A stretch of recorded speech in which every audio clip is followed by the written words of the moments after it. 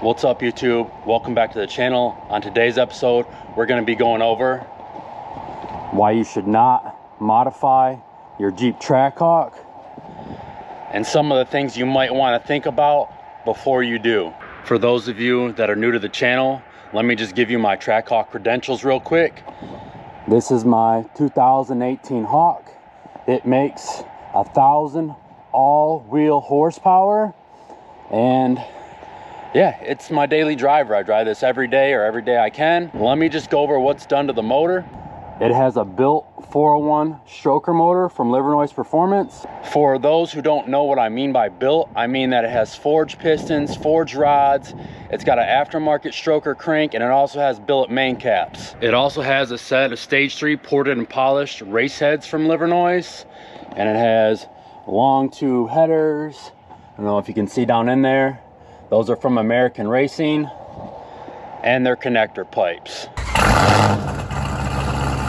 All said and done, this engine is capable of making 1,500 horsepower, which is the limit of these iron blocks, and cost me about $30,000. And because it's making so much power, it'll soon have a built transmission and transfer case from Simple Speed and Performance, which cost me about 13 grand as well. Now for the reasons that I think you should not modify your Jeep Trackhawk, or some of the things that you really want to think about before you do. Before you buy a Jeep Trackhawk, ask yourself this question: what are going to be your goals with it? The reason I say that is because if you're buying a Trackhawk to be the fastest thing out there, well, I'm sorry to disappoint you, it's just not going to happen.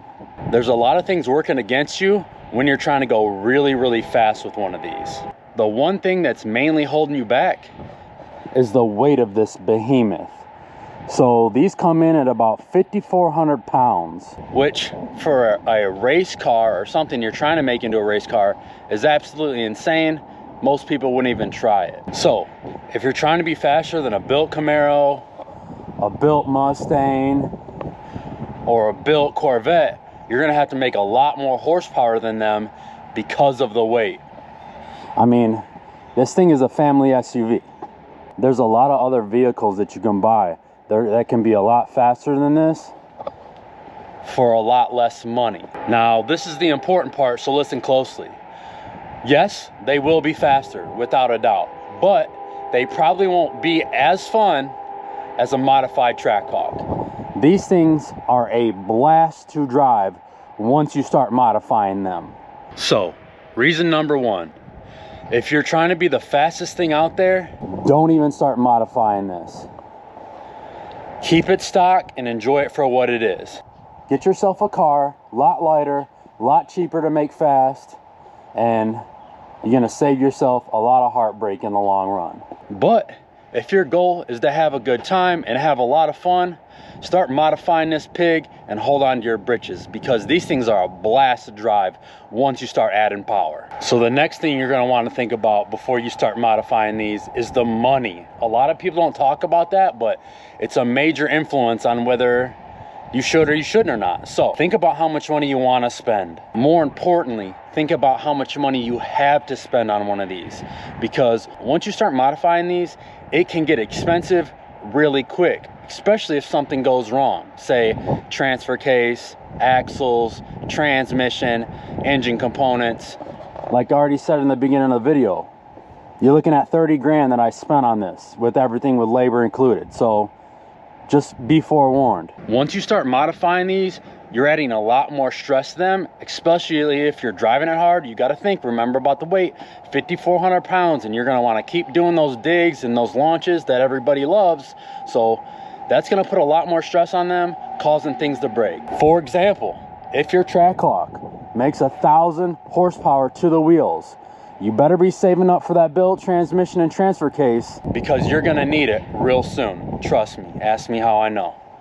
So not just things breaking and stuff going wrong, but the oil changes. You're going to have to do oil changes on these a lot more frequently, because it's making a lot more horsepower and you're probably going to be driving it harder. So at least every 3,000 miles you're going to be wanting to change the oil on these. I do mine every 1,500 or 2,000, but that's because I drive it really hard. The next thing I'm going to warn you about before you modify your Trackhawk is how it affects the drivability. The great thing about these stock is you can take them anywhere. You can take them on a road trip, you can take them on vacation, you can take them to the moon, as long as they got pump 93, or for you Californians, pump 91. So you can take this thing anywhere and not worry about it. Once you start modifying one of these, you're gonna wanna put it on E85 for a lot of reasons. One, being safety, to protect your motor. Two, it makes a lot more power. But E85 isn't as always accessible as regular pump gas. So if you're going on vacation, you're gonna have a problem, or you're gonna have to plan ahead. Now, one thing you can help to do with that, or if you're trying to take this thing on a rally, which would be really fun, is you can buy a few VP racing drugs and fill them up in the back before you go, or if you find a station on the way. Just some Trackhawk knowledge for you. These have a little over a 24-gallon tank, so you buy about 4 or 5 and you should be good. And since we're on the topic about gas, don't forget the gas mileage you're gonna get with the modified Trackhawk. Now it all depends on your levels. When I was at 900, I was above 10. As soon as I started making 1,000, I'm dipping into like the 8s and 7s sometimes when I'm out racing it or really getting after it. So just be prepared to make frequent trips to the gas station. Now, the one good thing about being on 85 is you're not paying that much. Like, I think I filled this up for like 40 or 50 bucks. So not too bad compared to regular 93. I think 85 at this station is $253, and then I don't know, 93 is expensive right now. I keep hearing people tell me, so just something for you to think about as well. So the last and the final thing you need to be worried about when you're modifying your Jeep Trackhawk, or when you're thinking about modifying your Jeep Trackhawk, is braking stuff. Because in your quest to be faster and have more fun, you're inevitably going to break stuff. One main thing being axles, because with the weight of these, they just can't hold up to the abuse, you know, especially doing those digs. So if you follow SRT Ninja on Instagram, he's got a video of all the times his Trackhawk has been down and how many axles he's broken. I think it's been like 2 or 3 times he's had a broken axle, but he's making big power. If you're gonna be buying axles for one of these, pro tip, buy the best axles you can get. I don't care about the price, because you're gonna buy the cheaper ones and they're gonna break on you and you're gonna have to buy a whole nother set again. So buy once, cry once. I think G-Force Outlaws are the best axle out there right now. They're like 2,400 bucks. Spend the money once, don't spend it twice. So with all that being said, I would still modify my Jeep Trackhawk. Now, the caveat to that is, I would have stayed between 8 and 900 real horsepower, because in my experience, that's where the sweet spot is in one of these. Once you start making over 900 wheel, these things just get impractical from a dig, because you just start blowing the tires off this thing. This thing will not grip with over 900 or even 900 horsepower to the wheels. If you check out some of my shorts of me being at the drag strip, I blow the tires off this thing in the box and then off the line as well. So anything over, you know, 900 isn't really practical for one of these. Once you start making over 900 wheel horsepower, this thing pretty much becomes a roll race car, because it's not going to hook from a dig. The problem with that is you're racing cars that are a lot lighter than you from a roll. So like I said before, you have to make a lot more horsepower, like almost 200 or 150 more horsepower.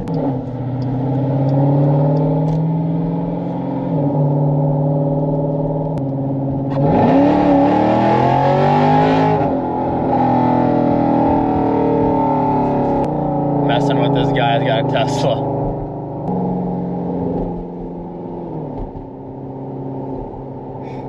Oh, he wants to go.